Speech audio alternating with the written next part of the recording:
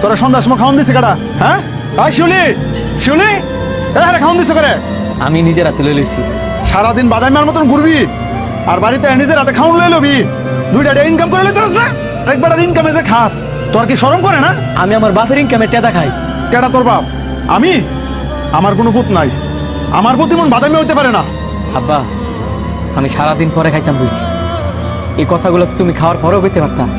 খাস করে এই তুই খাস করে, তোর কি শরম করে না? পুরা ভাবে কামাই করে বই হইয়া খাস, তোকে লাগে জীবনটা শেষ করে লাইছি, তোর কি আমার লাগে একটু মায়া লাগে না?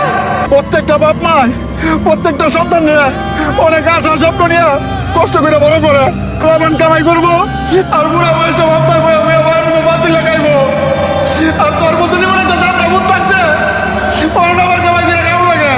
তুই মরতে পারস না, তুই মরতে পারস না। আমি মরবো, আমি মইরা তোমার শান্তি করবো।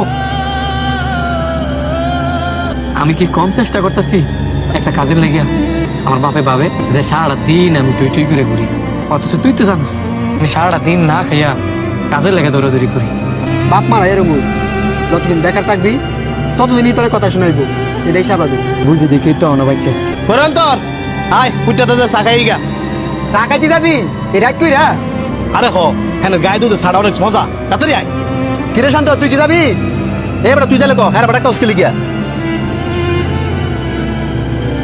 তুই যে হ্যাঁ আঙ্গলকে যাওয়ার কথা কইলি, হ্যালো কিটি আছে 10 টাকা খরচ করে, খালি তো আই আইয়া ফ্রিতে আঙ্গল খায়। তোরা যা, আমি যাইতাম না। তুই যাবি কি? তোর আঙ্গলকে নিলে যাইতি।